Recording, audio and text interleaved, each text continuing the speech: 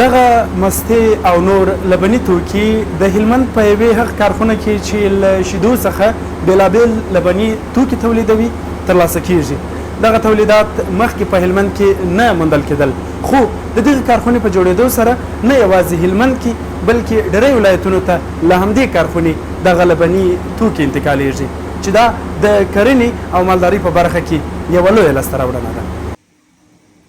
هلمند چې د افغانستان له مهمو کرنیزو او مالداریزو ولایتونو څخه شمېرل کېږي، اوس پکښې د شیدو د پروسس یوه عصري کارخونې په فعالیت پیل کړی دی. د مسؤلینو په وینا دغه کارخونه د 50,000 لیټره د شیدو د پروسس ظرفیت لري، خو اوس هره ورځ 10,000 لیټره شیدې راټولوي او د بېلابېلو لبنیاتو په بڼه یې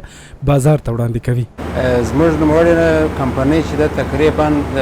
50 ټنه په حدودو کې موږ ظرفیت د شیدو د راټولولو لرو او په ضمن کې موږ تقریبا د 8 څخه تر 10 کلمه تولید لرو چې هغه مستې دي چې دا د پیرینې ملایې خپله دغه مستې چې تاسې وینئ سندل دی او داسې نور چې کوم کلمونه دي او موږ اوس د پیلن دپاره تقریبا د 10 څخه تر 8,000 څخه تر 11,000 لیټره پورې شیدې راټولوو. موږ اوس پیلن دغه تولید لرو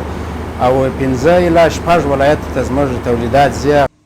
د کارخونې مسؤلین وایي د شیدو د کیفیت د تضمین لپاره ځانګړی لابراتوار هم فعال دی څو بازار ته معیاري او خوندي لبنیات وړاندې سي. زموږ تولیدات چې 100% طبیعي تولیدات دي چې دلې په خپل هلمند ولایت کې پروسس کېږي. د نورو هیوادو تر تولیداتو 100%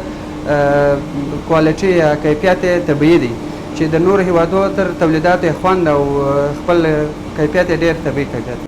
بلخوا مالداران وایي پخوا به د شیدو د خرڅلاو برخه کې له ګڼو ستونزو سره مخ وو، خو اوس د کارخونې په شتون سره د دوی لپاره د بازار موندنې زمینه برابره سوې ده او عاید یې هم زیات سوی دی. د هغوی د مسکینانو اقتصاد په داسې کارخانو سره پیاوړی کېږي. په دې خاطر پیاوړی کېږي چې دا خلک دا کارخانې والا راځي زموږ د هر کور و دروازه راټکوي، وایي تاسې شیدې لرئ، موږ وایي ووایو چې څوک 15 کیلو شیدې لري هغه وایي 2 کیلو درکوم، 2 کیلو خپل پایال خورم یا 3 کیلو خپل پایال خورم، 2 کیلو تاسې درکوم. موږ ټوله د هغه رقم شیدې دلته راوړو نو د دوی کور ودان زموږ سره ډېر ښه سلوک کوي. هلته راځي زموږ په کور کې زموږ څه شیدې د هلمند کرنې اوبه لګولو او مالدارۍ ریاست د مسؤلینو د معلوماتو له مخې هلمند کې هره ورځ شاوخوا 80,000 لیټره شیدې تولیدېږي چې له ډلې یې 15,000 لیټره پروسس کېږي. مالداران هیله لري چې د ورته کارخونو په زیاتېدو سره به د دوی محصولاتو ته لا ښه بازار پیدا سي او اقتصادي وضعیت به هم ښه سي. د هلمند په ولایت کې کوم فارمونه چې دي او عام ولس چې دی تقریبا د 80,000 تر 80,000 لیټرو شیدې تولیدېږي چې په دې کې موږ د هلمند ولایت څخه کندهار ته هم شیدې د ملکو کمپنۍ په واسطه باندې ځي او همدا رقم دلته چې کوم د ملویټا په نام باندې کمپنۍ ده دا یې هم رانیسي او لبنیاتونه یې هم رانیسي. نو دغه شیدې چې دي زموږ د مالدارانو خصوصا زموږ د مالدارانو او فرمدارانو دپاره ډېر اقتصادي ارزښت لري ځکه د دوی د اقتصاد په وده کې ډېر مهم رول لري او مالداري چې ده